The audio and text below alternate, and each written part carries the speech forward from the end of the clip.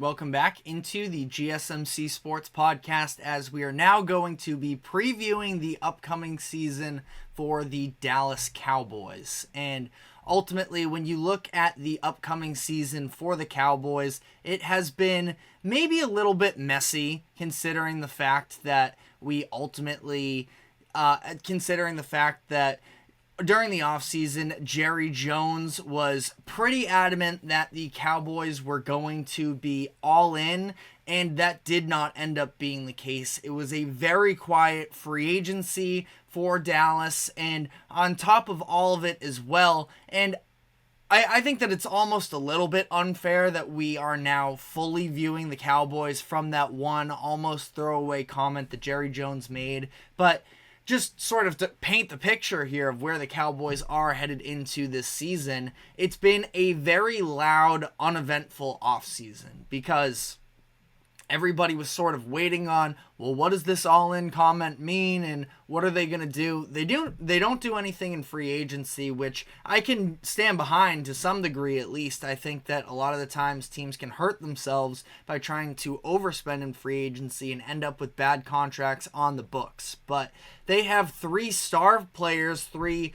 of the most important players in terms of the position they play, and having these cornerstones, they signed none of them to new deals during the course of the offseason. Now, Dak Prescott is the only one actually officially headed into the final season of his current contract, but still, Dak, CeeDee Lamb, and Micah Parsons all were eligible for contract extensions, and the Cowboys weren't able to get any of them done. So it's definitely a little bit disappointing there, and especially coming off the fact that they didn't do anything in free agency. I think people were expecting a lot more, and you also see that they lost a number of key offensive pieces as well, where Tony Pollard, Tyler Biadasz, and Tyron Smith, three of their starters on the offensive side of the ball, all walked in free agency.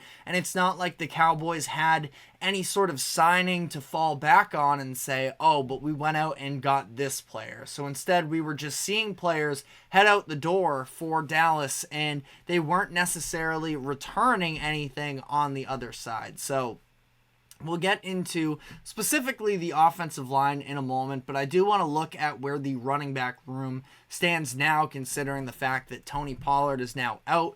The Pollard running back one experiment definitely did not live up to the expectations that I'm sure Dallas internally was hoping for. So they are going to have to pivot a little bit here. They signed Ezekiel Elliott in free agency, had spent the 2023 season with the Patriots, and ultimately I think Zeke showed he is still a good running back. He wasn't as important as the contract that the Cowboys gave him, all those years ago. He wasn't that level caliber player, but for a cheaper deal, I do think that he is a positive addition for this Cowboys team.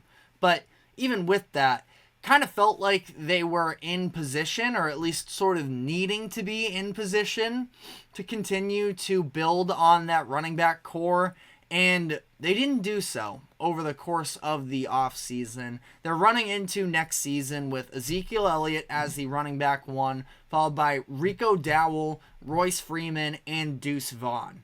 None of those players necessarily scream, in the conversation of an elite running back. Now, Rico Dowell has reportedly really been impressing during training camp, and he's going to have the opportunities to emerge as a lead back, but I'm not sure if I'm necessarily there on it yet. Something to take into consideration, of course, but I wouldn't be set on, Rico Dowell being a top 10, 15 running back in the league this season. And with their offense as a whole, that run game is kind of the biggest weakness with them. You can definitely look to as well the red zone numbers, and talking about Dak Prescott, when that field shrinks, his precision isn't quite where you'd want it to be if he ever were to be in that conversation for the best quarterback in the league. But I don't think he's a slouch there necessarily by any means, but really, it's that run game, and I don't think that it got any better during the offseason. Yes, Ezekiel Elliott is a solid pickup and is probably, I'd say, a slight downgrade from Tony Pollard ultimately, but not anything too detrimental. But I look at that offensive line, losing Biotish and Smith makes for a very significant difference in my eyes. The offensive line for a while used to be one of the biggest strengths of the Cowboys, and now it could probably be considered a weakness. Now, they have some strong guard play with Tyler Smith and Zach Martin, but outside of that, there are a lot of red flags. The tackles are subpar in my eyes. They drafted Tyler Guyton with the 29th pick in this past year's draft, so he's going to be playing a big role for them this season at left tackle. Guyton might have a lot of upside, but wasn't necessarily seen as the most NFL-ready tackle prospect coming out of the first round. So I do worry a little bit there, and at a very crucial position in terms of being the blindside tackle. And then on the other side, Terrence Steele, he allowed 9 sacks last season from the right tackle position. So I think that they are weak on the edges, maybe some upside there, but I wouldn't necessarily bank on them being excellent out of the gates here. And then they don't have great options to replace Biotish at center, where right now it's either Brock Hoffman, a former undrafted free agent with 2 starts in the first 2 seasons of his career, or it is rookie Cooper Beebe, who the Cowboys took in the 3rd round. He came into the NFL, or at least he played his final season in college at guard. Now, he projects that he could be multi-positional throughout the course of his career, but asking him to man the middle of your offensive line in year 1, especially after you just spent a full season at guard, that's a lot to ask. Either way, you're not getting very much experience out of that center option. So I think the offensive line is going to be a real issue for the Cowboys this season, and that it's very possible that they sort of get beat in the trenches on both sides of the field. Now, that being said, I do think that their defense is still very talented. Now, they lose Dan Quinn, their defensive coordinator. I think after that playoff performance, there's a real chance that Quinn could have been fired anyways if he didn't take the Washington Commanders head coaching vacancy. But on top of that as well, again, still a lot of talent. DeMarcus Lawrence, Micah Parsons, Osa Odigizua, Mozzie Smith as well, if he can end up taking a jump forward, former 1st round pick there. It's a very solid front 4. You lose some pass rushing help there with Dorrance Armstrong and Dante Fowler Jr. both leaving in free agency, but still, again, you look at that front line and it should be good enough. I also do really like the secondary with this team, one of the best pass defenses in the league last season. You still have your cornerback duo of Trayvon Diggs and Deron Bland. Solid safety play as well. But the linebackers have been sort of the consistent theme of where this Dallas defense needs to improve upon, and I'm not sure if that's really what we've got. They signed Eric Kendricks in free agency, which obviously somebody with a lot of experience, you can say, at 32 years old and has had a very nice NFL career for himself, but has lost a step for sure, and it's just overall pretty weak. Damone Clark, DeMarvion Overshown. Now, Marquise Bell is another player that you've heard, at least I've heard a little bit about his improvements during training camp, that he could take over a bit. Marshawn Nealand as well.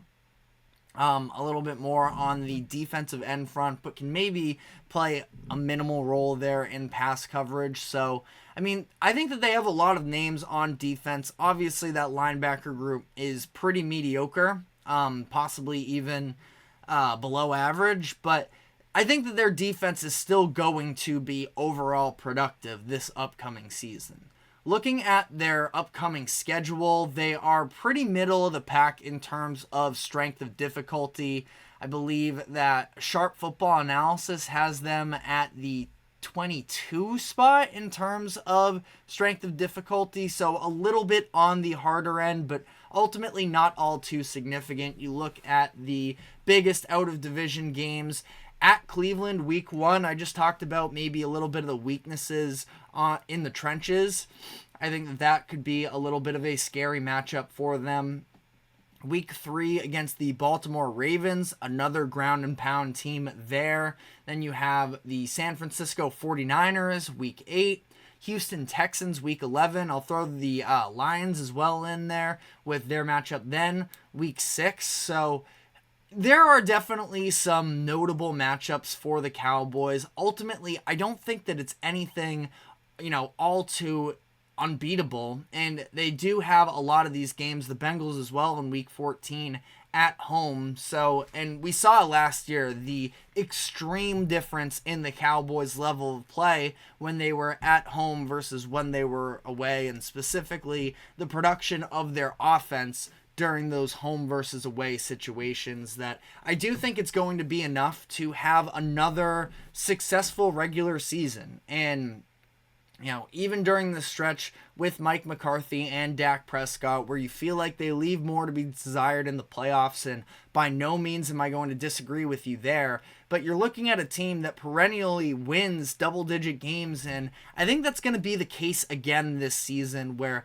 I have them going 12-5. I think this is still a very talented roster. Now, they did probably get worse from last season. I think there are going to be a lot of questions with this team, both based off of their postseason play and additionally, depending on how that goes, what next offseason looks like for them, what their plan for Dak Prescott is going to be moving forward, what their plan is for head coach Mike McCarthy. There's going to be a lot of chances, at least, for change within this organization if things don't play out for them this year. But they should be in a position to at least, they rightfully do have expectations with the overall talent of what they have from the coaching staff and with the roster. So I think the regular season should not be a huge issue for them. I have them finishing 12-5, which